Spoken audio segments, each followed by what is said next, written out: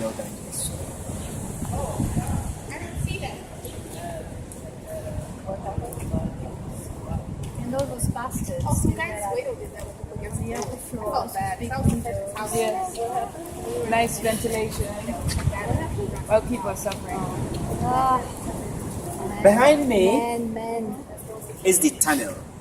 This is the underground passage, which entrance is blocked off in the male dungeon right behind the shrine. As indicated, 1833, after the abolition, they closed the entrance. So the male captives entered from the male dungeon, walked in it in chains and shackles, underground slowly to the exit down here. Now, when the captives were about to transport it, in fact, they became very aggressive, very angry, because they didn't know where they're taking them to, unknown destinations. So the male captives were not allowed to pass to the courtyard to fight or escape. Hence, they were guarded in the tunnel. Here was just a spy hole. One of the soldiers stood here and watched the captives as they move. Move. You can stand here, one after the other, and see the tunnel. But please make sure you don't fall, because if you fall, you'll be a hero or heroine. Right then, part of the history. First person to fall into the tunnel. Okay, I like that. Wow.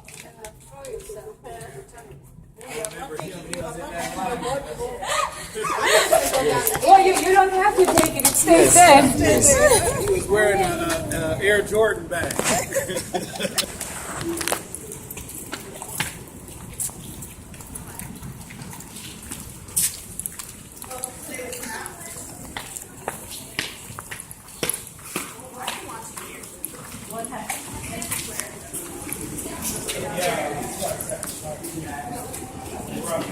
Nothing in here.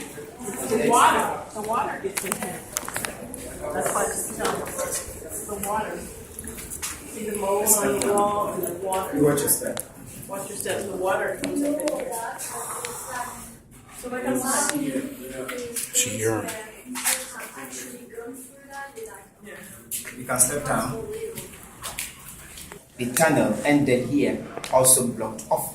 After the slave trade, the British built walls in the tunnel, used part of the tunnel as storerooms and water systems, like this very place as a storeroom. Some years back, we wanted to remove all these walls in the tunnel so that wonderful visitors like you could walk through.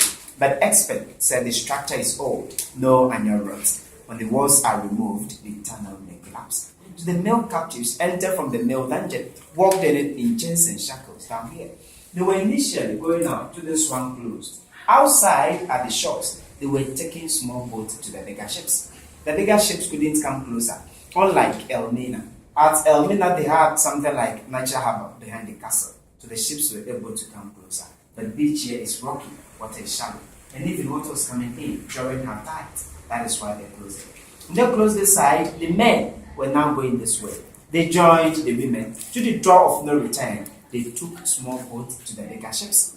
The slave ships were also called floating coffins. Floating coffins.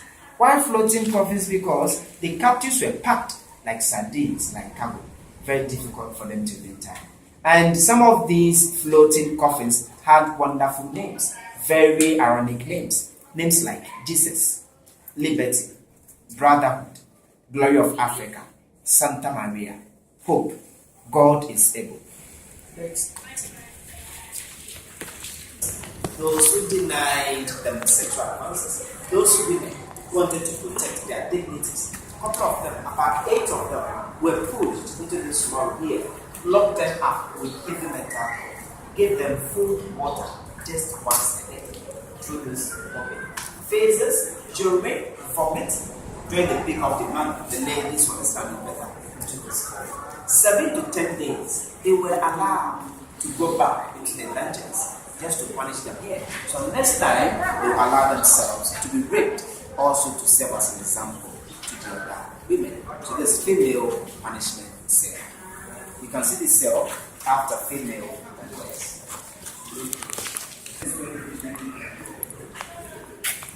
We saw the men had 5 chambers. 5 chambers for the men, 2 for the women. Because the Europeans needed more men than the women to do the work. So they had this chamber and the opposite one. And the 2 chambers had about 300 female captives and children a little above 30 years. The Europeans preferred those within the ages of 13 to 35. Each chamberliners 150. They also defecated the urinated, vomited, menstruated, and one sad thing was when they had their menses, everything would be on them, it would dry up because there was nothing like sanitary pad for them. They ate, they slept here. The floor not excavated. So can you imagine what we are standing on? Light ventilation from the poles. The British sometimes came in, selected some of the women, and they raped them. Those selected, they allowed them to take their bath, give them food, dressed up after to their bedrooms. Out of that, some of them conceived, became pregnant. They built stone houses in town with nurses and midwives. So those who were seen pregnant here were sent there. Nurses, midwives took care of them. Few weeks after delivery, the mothers who were weak were freed. Those who were strong enough were brought back into the dungeons. Later, they were shipped off. After the babies, majority of them died, and the few that survived, they started the school now, Cape Coast Castle School. Some of them grew up, became workers here as secretaries, clerks, interpreters. They sent some abroad, and some of them became supervisors, supervising the slaves working on plantations and mines because they were having lighter scale. Some of the Europeans named their children. Some locals also named their children after some of these Europeans. These are some of the reasons why we have many European names along the coastline of West Africa. Ghana is not an exception, especially in Cape Coast. We hear names like Smith, Grant, Wood, York, Johnson, Jackson, Jefferson, Wilson, Ferguson, Dawson, Robinson. All the sons can be found around, like also have in the state. But if you go inland, a place like Ashanti region, Kumasi and its surroundings, a typical Ashanti will hardly bear a name like Johnson. You hear names like Chermantain, Edusipoku, Eduwahi, Kufo, Bafo, Tufo, Osei, and others being typical Ghanaian names. Any question? Door of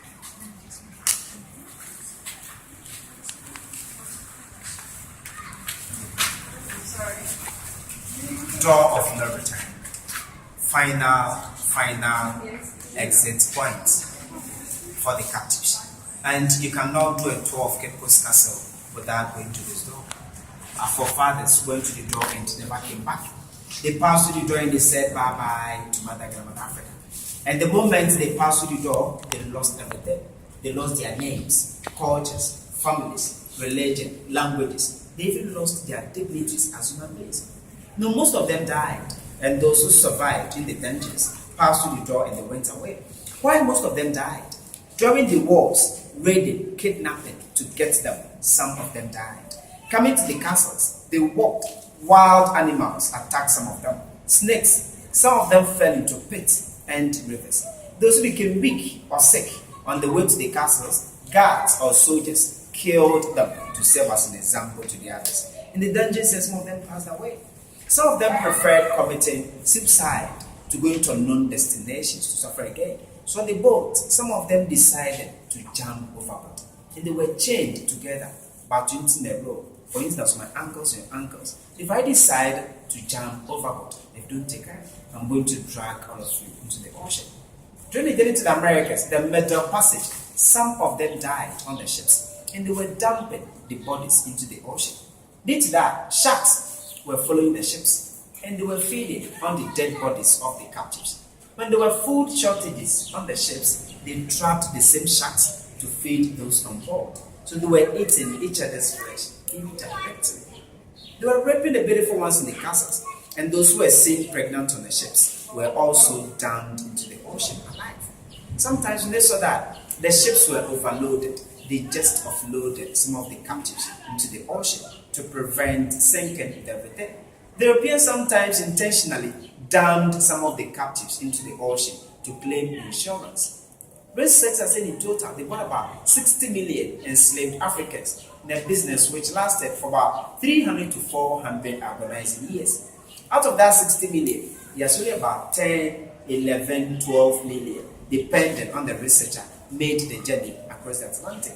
So if 12 million made the journey, about 48 million perished. And 48 million people is far, far more than the population of Ghana. About twice the population of Ghana, because about 26, 27 million. The original door of no return was short and narrow. One person passed at a time. If you visit Elmina Castle, you see the door in its original state. But Cape Coast was the capital city. 1877, they transferred the capital from here to Christiansburg as Accra due to political agitations by Cape Coasters. So the British were here, even after the slave trade, exporting our gold, ivory, spices to the same door. That is why it was widened. Short, narrow, chained captives, bowed down, stood themselves, one after the other, went to the door, never came back. So we are also going to pass to the door of no return, but I promise you, we are going to return.